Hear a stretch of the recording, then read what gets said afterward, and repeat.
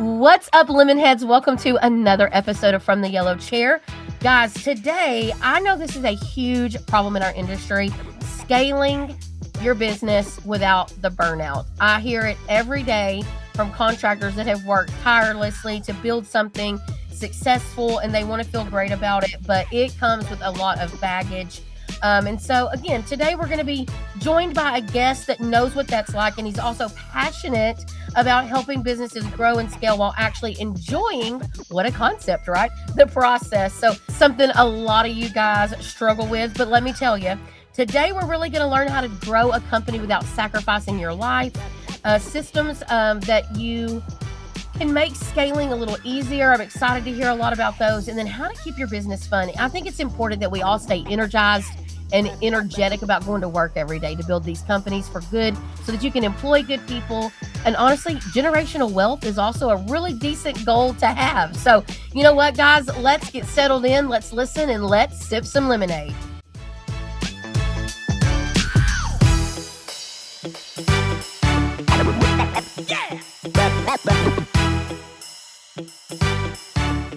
Hey, thanks, Crystal. Hey, Chuck, I'm so excited to have you. You know, we had a little moment on there where I was trying to learn how to pronounce your last name, but that has to be something you have had your entire life. But Staskowitz. That's Chuck it. You got Staskowitz. Look at there. Look at there. I told him, I said, my East Texas will not let me mispronounce that. But with Opus and Gold's group. And so tell everybody like who you are and why they should listen to what you have to say, because I think you have some clout. Yeah, first of all, thanks, Crystal, for having me on. And I just want to know how many people, after they come on your podcast, do they start having a Texas accent? Because I might by the end of this. Yeah, my last name is a doozy. It's Staskowitz, right? So I used to introduce myself as Chuck the plumber, right? Like, and that just fit for so many years, right? Because I was in plumbing for 25 years. And it was an easy way because people are like, what's your last name? I'm like, just call me Chuck the plumber. But they always knew, right, when they needed a plumber, I'm going to call Chuck, right? Like, and now it's morphed into the Chuck in the truck and all that other stuff, right? Like You're the original Chuck in a truck. The original Chuck. Well, that's why it's the OG group, right? The Opus and Gold group. Yeah. So, Crystal, a little bit of my background is I spent 25 years in the trades, plumbing focused mostly. I started my company in 2011 from my garage. I bought a $2,000 van off of Craigslist, and I scaled it to just over 22 million with 130 employees in 12 years and sold to PE eventually. There's lots of things in and out of there. In the middle, I bet. Yeah. Just lots of, 12 years is not a long time, right? Like I know businesses that have been in business for 30, 40 years and haven't even got to 5 million, right? Like, and they're just stuck in wherever they're stuck, right? So for me, the reason that I co-founded the Opus and Golds group is I brought my sister on as a general manager in year 9 when I was doing about $12 million a year. And I just knew that I was stuck, right? So I knew I needed something different. And she has a completely different background than the trades. So it was a really good fit. We're almost like yin and yang, where I bring the trade experience and she brings like the corporate retail background. And it's just like, it really fits well together. And that's why we decided we worked so well together after the transaction. We were like, look, let's just found something, or let's build something where we can help other businesses in a fractional leadership aspect, right? Fractional operations.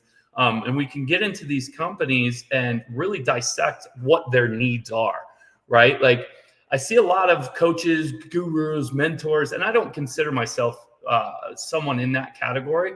Like I talk the talk, I walk the walk, Crystal, right? Like I have, equity in companies myself right now. So I'm out there doing the same things that I'm teaching people to do. And realistically, it's like this. It's like I don't generally put everyone in a group, right? Like I want to tailor what your company needs today. So like, a lot of these platforms, they're just like, yeah, do what the $20 million, $30 million, $40 million a year company is doing. And it's like, they're not ready for that yet. Like, why would someone that's, doing $1 million to $2 to $3 million a year, why would they need a really expensive CRM, right? Like, why? So and we've seen a lot of this behind the scenes stuff going on. And we're like, we want to do something different. We really want. They want those CRMs because they have FOMO. They're distracted. Yeah. It's a lot of FOMO and distracted, shiny object syndrome, whatever you want to call it. But it's like that's also these guides, right? These gurus, these coaches that aren't taking the individual and saying what is assessing the company and saying what is your needs today where you sit right now. Absolutely. Like, why am I going to give a company doing $2 or $3 million a year a strategy from a company that's doing $40 million a year? Like, that's like saying, hey, the company that's doing $40 million a year, they might have an internal marketing department. So you, as $2 or $3 million, you should have one too. But it's not cost effective, and it's not gonna work well in that company. No, and I love it. I'm telling you, like this is Lemon Seed strategy. Like, I like to meet contractors where they are and help them get where they want to go. So exactly. I can't give you. That's why, like, when I talk about Lemon Seed, sometimes, like, when we build out strategies, and same thing with you, when you're building out your coaching strategy for them, you have to look at them as an individual. Yep. Because that's how marketing works. Like, marketing is not an exact science. There's not some template I can hand you. And people that do, that's a lie. Because marketing works a whole lot different in Texas than it does in Salt Lake or New Absolutely. York or California, right? Like, absolutely. Well, why do our biggest thing is, why do we think scaling your business often does lead to burnout? Like, what do you think some of the biggest mistakes that companies are making as they're trying to grow? Yeah, for 9 years, Crystal, I ran it just like everybody else that starts a company. I was a plumber turned businessman, right? And I ran it like I didn't know my numbers. I didn't know direction. I didn't know planning. I did like none of that, right? And I had some great success. I built it up to $12 million a year top line revenue with about 75 employees. But here's the thing is I was absolutely burnt out. And I realized a lot of things from that is because I had no plan. I had no systems and processes in place. And it was, the old of, hey, the bank account's going up, I'm doing something good. The bank account's coming down, I'm freaking out and doing whatever I can to make it go back up, right? And that ultimately, that thinking led to burnout because it was constantly like, I didn't know what to put in place to make the account go back up. I just took a wild ass guess, right? Yeah. Like, I was panicking, and in that panic mode, that led to a lot of burnout and a lot of distractions too, because I couldn't pinpoint exactly what was making the business fail. I would go out and get other distractions. So I'd go build something because I didn't want to focus on what I actually needed, or I didn't know what I needed in the business to make it grow or expand, right? So like that process in itself, because it was so stressful, right? I didn't want to deal with it or look at it. So I just go create more chaos and distractions in my life. And I did that for a lot of years. And ultimately it led to, my relationship wasn't the greatest. I avoided situations. I avoided things like that needed to be done in the company, like taxes and tax strategy and planning and all the things. And ultimately it wasn't, at the end of the day, it wasn't like I went home and was like, oh, I accomplished something. No, I went home and I stressed out about what fires I was going to have to put out tomorrow. I think so many contractors are feeling that same way today. Yeah, good contractors, good plumbers, good technicians, good people. They never learned the bridge between being that and being a true entrepreneur. And everything is trial by fire, trial by chaos. And so I think, and I wrote down like being reactive to everything. So my team is going through the unique genius right now. Yes. And so I am a galvanizer and an innovator, right? So you know what I do? I create chaos, like and then I want to rally everybody around it, right? So, but then my business partner, Emily, she's a wonderer. And so she thinks through things from top to bottom. So I'm over here like, hurry up, tell me yes. But I need that balance in my life because I love being the visionary and the creative, and she's also very creative, but in a way of she's thought through steps 1 through 10. I'm fine once I get to about step 3. If it's looking good, I'm good for it. Let's go, let's go. So you're right. Like we unintentionally cause our own selves chaos that then flows over onto our teams. And so my goal word for 2026 was focus. Because I'm really wanting to push myself because, leaders are disciplined. And so, I've really been pushing myself to be more disciplined on my focus, focusing on task at a time to get them accomplished, to not bring chaos to me or myself, which allows me to be more proactive instead of reactive. Right. And, scaling just naturally increases stress. Because one of the things I wrote down is you said, tax issues and things like that, like there's stressors that are just, no matter what you do, you're going to be stressed out about whatever's going on in the business. And then you have the owner doing everything problem, right? So how many hats did you wear as the owner? You're wearing the training hat, the marketing hat, you're wearing all the hats, right? So, what are some early warning signs that maybe a business is scaling in the wrong way? Yeah. I mean, early warning signs are just that, like you're going home and you're not completely shutting off, right? Like, I put a post out yesterday and I was like, if you want to scale your company, you have to have these 5 things. You have to be focused, you have to be consistent, you have to be tough, and you have to be fair. You also have to be willing to stretch yourself and others in your business to be different and better than average in your industry, right? Like, yeah, so you're going to go really far, just like I did, $12 million top line revenue in 9 years, just by grinding it, right? But I wasn't stretching myself, Crystal. I wasn't becoming better in the industry, right? I was just average, right? Like, and that's a lot of contractors are okay with that, and that's fine, right? Like, plumbing's plumbing, right? But if you really want to scale your company to bigger and greater, you have to take a look at, like, I'm not just changing the water heater, I'm going and changing that person's life, right? Like, I'm going to go in and I'm going to leave on such a high note, and they're going to have the best, most amazing experience with me. There's no one that they're ever going to call again, right? So, like, I think of a lot of things of like, what direction was I headed in? I didn't have a plan to build it to 70 trucks and 130 employees. I started my company. I wanted to have 3 trucks and make more than I was making with my boss, right?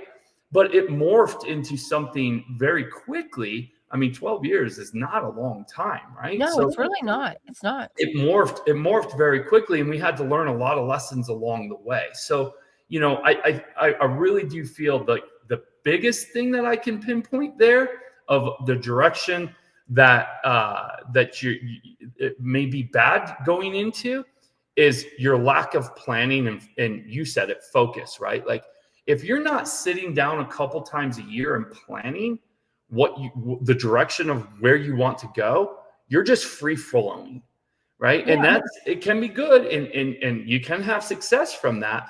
But I can tell you, the burnout will be a lot less if you're planning, like, I want to hit this multiple this year. I want to have this many employees. I want to have this many trucks, and plan it all out.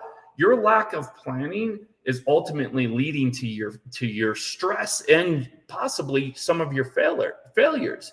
Because you said something really interesting in there, right? It's like, if you don't know the type of person you are, like, if you're a visionary, you need to know that. Like, at one point, I was the visionary in the implementer. I had to be. And most people are, right? Most business entrepreneurs are a visionary, but they have to be that implementer and recognizing which one you are. So if you're the visionary, you can't get too distracted, right? And I'm like you, like, get it to 3 and go. Like, I don't want to see it 100%. Yeah. That's where, like, my sister is the yin and the yang. Yep. Or the yang to my yin, right? Like, she is the implementer, right? She sees it through. She takes my crazy and my ideas and she's like, okay, let's do this. Or we don't have time to do that right now. We're so focused on other things that would be a distraction. So no, that would be my other thing, lack of planning. And then knowing who you are. Are you the visionary, Or do you have to wear both hats, the visionary and the implementer right now? And how do you, because most of the time visionaries are not good at implementing.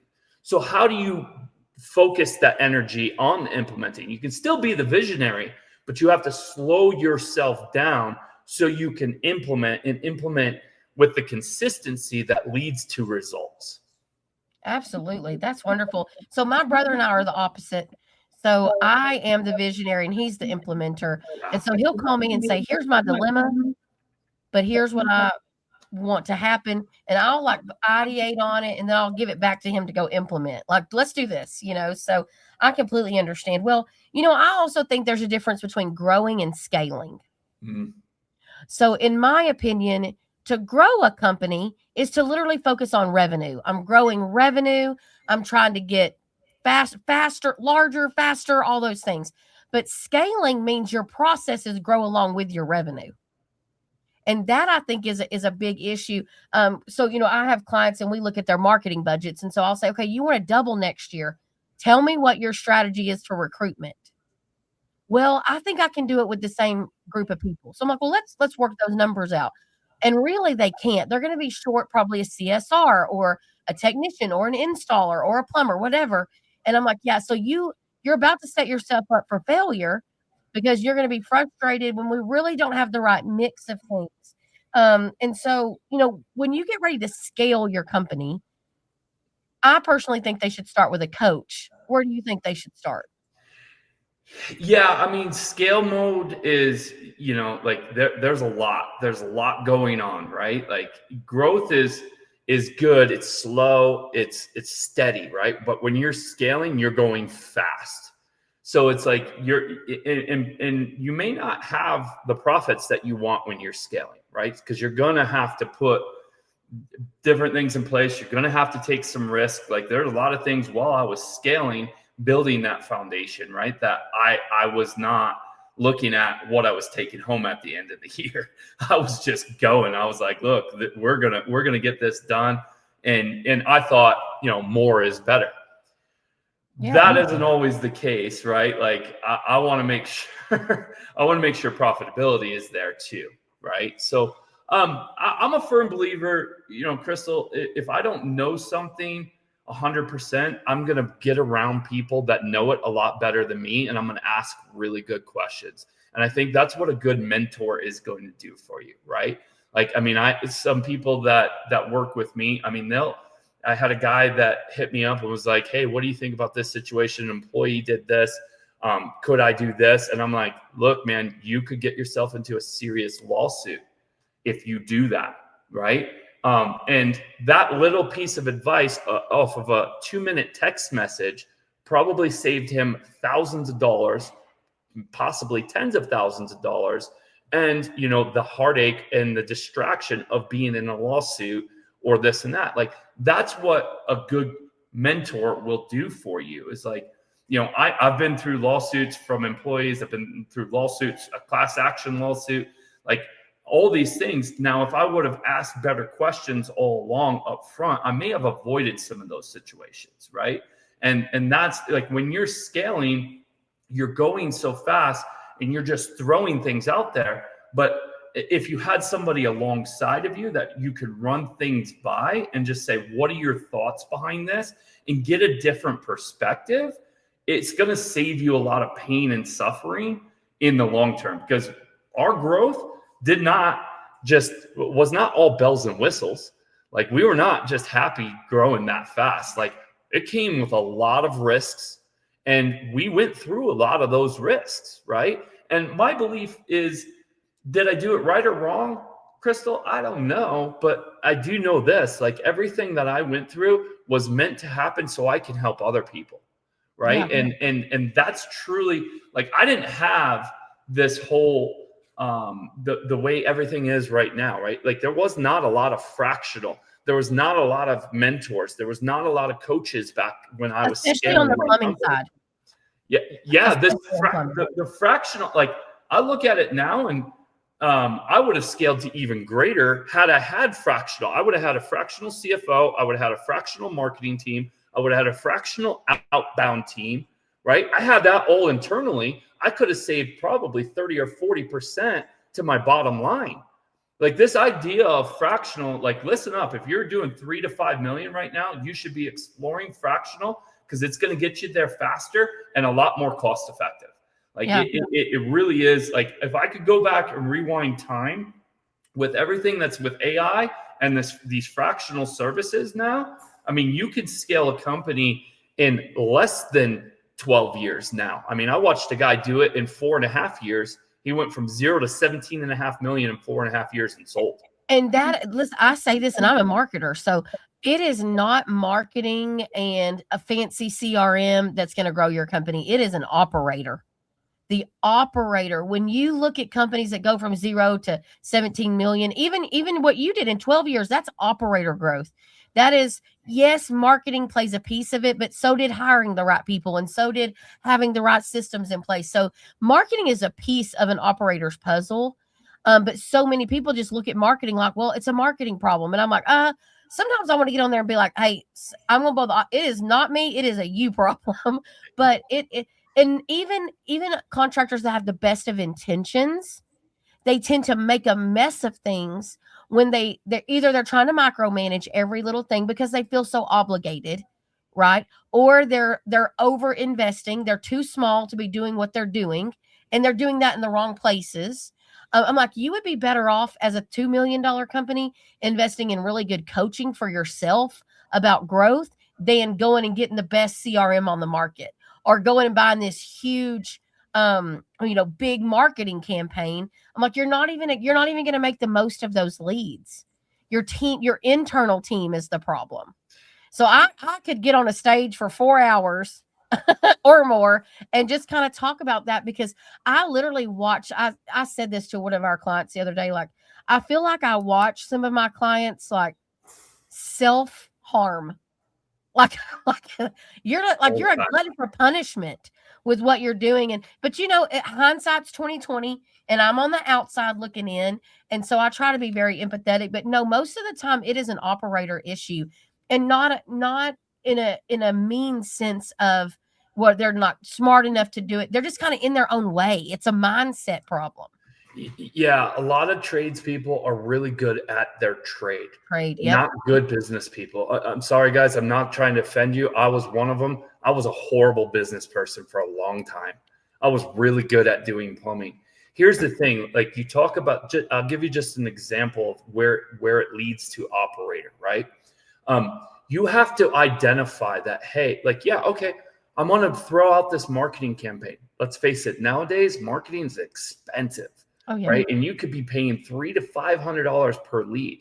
But if you take a step back and you do this huge campaign, right? Why not?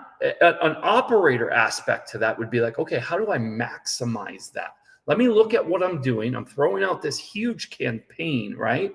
And I'm paying let's call it $300 per lead. Well, now I build a door hanger campaign around it. So maybe if I blanket 10 houses in the neighborhood and I get 1 or 2 more, now instead of $300 per lead, I may have spent $150 or $100 per lead. And then you go even further with the yard signs, right? Own the neighborhood. And you have to break that down into every situation in your business. And that's the operator, right? Like, yes, I'm a visionary, but I'm also a damn good operator. Right. Yeah. Because I can come in and assess any situation. And it's like, where do we get maximum value from that situation? Just like that marketing campaign. Mm-hmm. Like, I don't want to spend $300 a lead and just, have my guys burn through leads that end up costing me $600 or $700 a lead. Now I'm not making any money. Right. Yeah, so you feel like you're spinning your wheels. Yeah. You got to break that down into every situation. And again, if you don't have the time and you're constantly putting out fires, you're just distracted with all the fires. You can't take a look at every single situation and break it down that much further. Like that's what, like, if any of you guys have ever read the book Atomic Habits, right? He talks about 1%, the 1%. Like when you scale a company 10 million and above, every little 1% difference that you do makes a huge difference. Right? We went from -4% one year to positive 2%. So a 6% increase in 1 year, right? By doing that, by breaking down every situation. And then the next year, we went from 2% to 14% profit. But we couldn't have done that if we'd just been doing the same old things that we were doing. We had to go in and reevaluate and plan what we were doing and break it down even further and maximize the value of each one of those situations. And whether that's labor, sales, operations, efficiencies, marketing, vendor relationships, negotiating with vendors. I mean, there's lots of different strategies that you can implement 1% better every single day. And when you're doing that type of revenue, or even $3 million a year, 1% to your bottom line is huge. Oh, yeah, absolutely. Absolutely. Well, so I think, one of the things that we could talk about a little bit is like, you really need to build out some accountability pieces. And you said at 12 million, you brought your sister on to basically be the GM, Yep. right? So I know a lot of contractors are like, when should I hire that second level of leadership? Is it a revenue size? Is it when is a good trigger? I know there's not a solid answer for that, but I do think you probably have a strategic thought about that. I probably could have done it sooner. But I spent 9 years in the truck. Like, people look at me and they're like, why didn't you get out of a truck at year 2 or 3? And I'm like, because I loved being in the truck. I was really good at it. My grandfather never got out of the truck. That's what he wanted to do. Yeah. And like, that was my jam, right? But I was also developing the process in the home. And then I realized I had to develop the people that were going into the home. So I became the trainer, but I was also really passionate about recruiting. So I constantly, even till the end, I had my hands in recruiting. I was really good at it. I was really good at talking to people, having dinners, meeting people, conversations, this and that. So, like, to answer that question, I mean, I knew it was time. I knew I was about to have my third child. I knew I would have more responsibilities at home. So I knew I had to, I didn't want to be doing what I was doing forever, right? Yeah. So I just knew it was time. Plus then COVID happened at the same time, right? So, like, sometimes you're forced to make these changes, and sometimes you just choose to make the changes. I would rather choose to than be forced to. So don't go by my rule, right? So I think it's a matter of this is like, still focus on what you love to do. But if you don't love the operations side of it so much, and you're the visionary and you want somebody that's going to take your vision and implement it, and you could say, Chuck, that's today. I only have 3 employees and I want that today. Yeah, but you can't command that, or you can't put up that burden salary right now. So I would say when your business is to a point that you can afford the burden salary, even though it's not a burden, it's going to drive your company further, but you still have to be able to pay that salary, right? So I would look there, and I would look at where it's like you have all these things in your plan that you're not able to get done. Like you have an extreme amount of vision behind your company, and you're like, man, I'm just constantly putting out these fires because of this, and I don't have the systems and processes, and I don't have the time to put the systems and processes in place. That might be a time where I'm starting to look. I always like this too, Crystal. Before I'm going to go GM, I want to have a service manager. I was about to ask. Yeah. I want to have, but even before a service manager, I want to have field leads, right? Like, I don't like titles. Titles people get weird about, right? Like, so I'm going to put a field lead in place, and he may be training to be that service manager, right? So now I'm filtering the calls that would come to me through that person first. If it's not answered there and it's got to come to me, cool. But that's how you're starting to build how you level up to bring in a GM, right? Like, if you're not good at delegating and have a service manager in place or a field lead, and you haven't designed that in your organization, you're going to bring in a GM and you're going to set them up for failure, right? So, like, I know there's smaller steps that you need to take before you bring in that GM, right? So get really good at, like, you should always be training your people that are underneath you to level up and be the next GM or service manager or field tech, right? Like give your people a direction of they're not just here to be a technician. They have a plan of a career path on where they're going to go inside the company. If I know I'm a technician today and I'm working to be the field lead, I have a path and I'm not going to look for something else. I know like I'm here today, I'm going there. And once I become that field lead, now I know I have the ability to possibly go up to a service manager, right? So I have a direction that I'm going in, and that service manager could absolutely grow into being the GM. So there's two parts. Like you could find a GM or you could grow a GM. And yes, it takes more time, but I can tell you this, anyone that I've grown inside of my company or any client's company, they've always been the best employees. Oh yes, homegrown. My brother and I got tired of like struggling to find employees, so we developed the Home Service Academy, Yep. and I kind of taken this idea from Texas Department of Public Safety, DPS, for my husband. And like, I remember like DPS was, everybody was applying and hoping to be picked. And I was like, man, DPS, all they were doing was hiring. But they made it look like this and it is a very, you have to apply, you have to be accepted, and it's a privilege to come to work here. And I'm like, why can't it can be the same way. It's paid training. I mean, so we did that because we knew if we could get them green, we could grow them the way that we needed them to think and be, and it really was super impactful. Well, I know one thing that we said is, how do we keep this fun while we're scaling? And so I just wrote down a few thoughts of like maybe making sure that we're maintaining our passion for what we do. And you hit on this earlier. So if you enjoy being in the field, give yourself time to be in the field. If you enjoy marketing, allow yourself to keep marketing on your plate, but maybe it's not accounting and you need to find someone to help you on the accounting side. I think that's how you maintain your passion.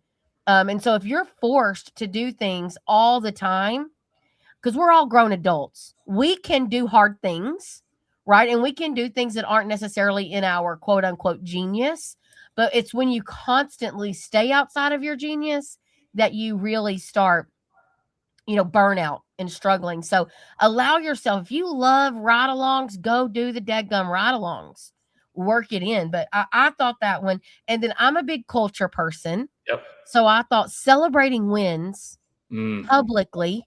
So one of my favorite things that we ever did is at our monthly meeting, and this is so corny. It is corny, but it was fun. Our GM at our location in Lufkin, he had a couple of 20s like just in his pockets.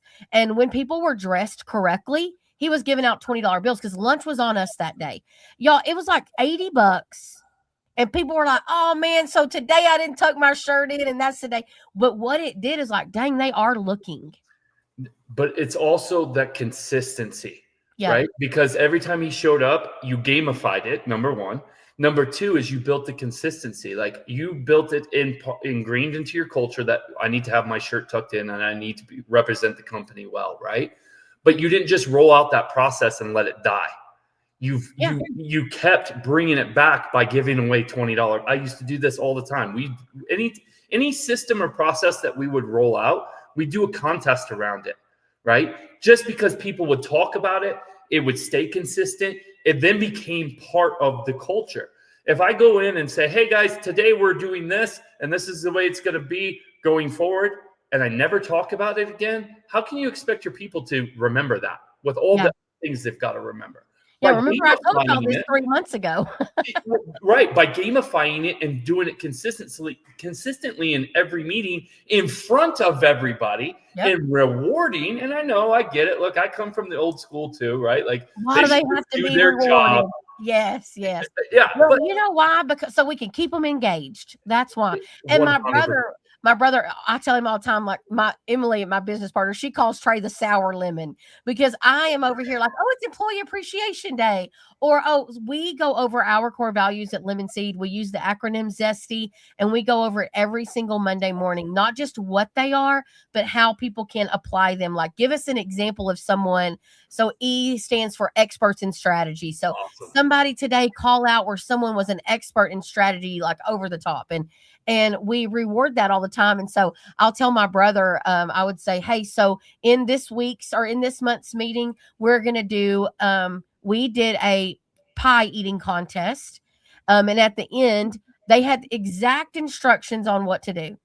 And there was a couple of things that were kind of silly, like put the bib on. And I said, so, but at the end, it's not really who ate the pie the fastest. It's who followed the rules. And we're going to tie that into like, we're going with Service Titan, and this is how we're going to follow our processes, you know? And he was like, sure, whatever, you know, because he was like, what? Because that was my role. My role was to come up with ways to keep our team engaged and celebrating people. Y'all, when people are getting married, we have a shower. We invite the wife, and we have cookies with their last name on it. And do you think my brother did that? Heck no, he showed up. But I was in charge of that. And when people had a baby, we went and took food the first night they were home, and we took a bunch of diapers, and I made sure that my brother called our technician. And Trey wanted to do those things, but he needed, like, that's not a natural thought to him. Yeah. So he had to put people on his team that helped him be there. But it was seeing that in action really helped us drive the culture at Lemon Seed. And listen, Lemon Seed's not perfect. We still have our own little, you know, everybody has their little drama pieces, but sure. I think that's how you keep fun while you're scaling, is feed your team every once in a while, celebrate them when they win, create weight. Gamification is such a cool thing. Gamify everything, your memberships, your answer rates, your upselling, your IAQ equipment, all those things. Gamify all of that. And you really can have a good time. So, okay, we're going to wrap it up. I have 2 rapid fire questions for you. Yeah. Crystal, could I go one thing on burnout that came to me?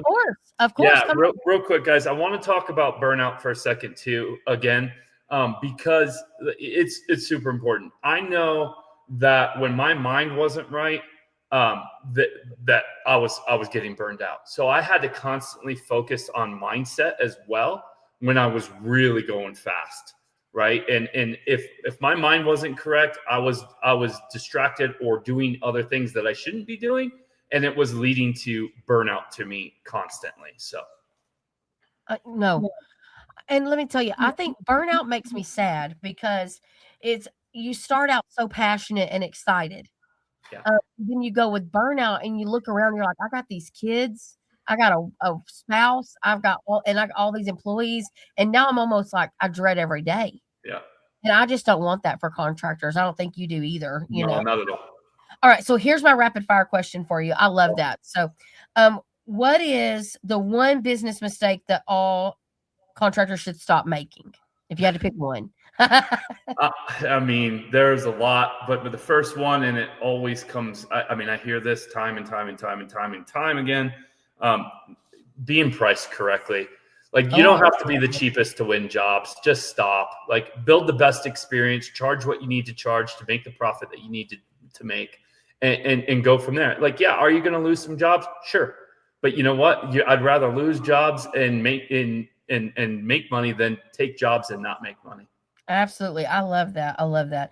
And then if you were starting your company over again today, what is one of the things that you would immediately do differently? Man, there's so many there too. I'll be honest, have a plan and a vision. Yeah. Like I didn't have a plan and a vision for a lot of years. I was just going, and that led to the burnout, led to all the other things too, right? It's like, have a plan and a vision of where, and a destination of where you want to go. Know exactly what you want for the company and the direction that you want to go in. And it may not be, I want to grow this to sell it. It may not be like, I just want a good job, and I want to provide a good place to work for my employees and make money and have fun while doing it. That's a simple vision, right? But just know that and put it up on your wall, right? Whether it's just you looking at it for right now, have a plan and know the vision and know exactly what you want. Like, if you don't know what you want, how can you get to where you want to go? Absolutely. And make more money is not a vision. We No, got to go a little bit deeper than that. yep, go deep. I love that. I love that. Well, Chuck, thank you so much. But where can listeners find you? And you have an event coming up. Yeah. Yeah. Tell me about your event. Yeah, so opusgolds.com, opusgolds.com. That's our website. You can find me on Facebook, Chuck Staskowitz. Friend me, DM me there. You can book a strategy call right on our website with us, whether you want to learn more about what it's like to work with us, or just figure out something that's going on in your company. Help us, or let us help you walk through that. We're happy to do so. You can book it right through the website or just DM me. And the event, Crystal, I'm really excited, and I hope you or your team will be there as well. May 5th through 7th in Houston, Texas. We've got an amazing agenda as well as the event space. It's not going to be your same old boring space where you just sit in a room all day long and you don't get anything for your business. We're doing a workshop style. So you're going to leave. I talked a lot about planning throughout this. You're going to leave with a solid plan of things that you can do once you identify the biggest pieces that are missing in your business. We're going to help you develop that plan so you leave there and you can absolutely go back and put things into your business well organized and have a solid plan there. We're also going to focus on mindset. We've got 3 amazing things teed up that will help you break through. And you're going to go home energized and excited about your business again, right? And our idea behind that, Crystal, is this: is like, again, I talked about mindset earlier on, and helping people get through burnout, right? And our goal is this, right? Is like we said, business should be fun all along in this conversation, and that's our goal. So we're not just doing the business side; we're also mixing an adventure. On the 3rd day, you have a choice whether you want to stay behind and work on your business some more, or whether you want to go out and we're setting up a hog hunt up on a ranch in Texas, and a bunch of people will go to that. We did a snowmobile event in January, and half the people came snowmobiling, half the people stayed behind and worked on their business. And we set up a bonfire up about 10,000 feet in the mountains. We had lunch and we talked about business. So you're still going to get the business side, whether you choose to do the adventure or not. It's an experience. Just a different atmosphere. How I've seen people double down on this is one person stays behind and works on the business, one person goes on the adventure. Now they're doubling down, and they're getting both sides of it. So they're hearing the strategies in 2 different areas. I love that. I love that. So that's fantastic. Well, thank you so much. Yeah, appreciate it. Remember, it's opusgolds.com. All of that will be in our notes section of today's episode. I really encourage you, those of you that maybe are feeling like, gosh, I really could use some new energy, some new coaching through this phase of my business, I encourage you to talk to Chuck. One thing about him is I think you've been there. You've actually been there. You've done it. You've worked with family in the business. You've made bad mistakes. You've made good decisions. So if those of you that are listening that maybe are right in a good sweet spot to really, you just need to get off high center, I encourage you to reach out to www.opusgolds.com and reach out to Chuck and let him know what you got going on. I say this, friends and family talk free. We were talking before the show started about, I told him, I said, hey, anybody that you have that just needs some marketing advice. And he's like, anybody that you have that needs business advice. So, it's really nice to have people that just want to give back. So don't worry about what size business you are. Both Lemon Seed and Chuck's company, we're willing to listen to you and help and walk you through it. We both come from this industry, and so we can't wait to see everybody be successful. There's so much room for everybody to hit their goals. And those of you that are still listening with us, thank you for listening to another episode of From the Yellow Chair. Go and follow us. If you thought somebody really needs to hear this episode, share it with them. Leave us a review. Until next time, keep sipping lemonade. See you soon. Thanks all.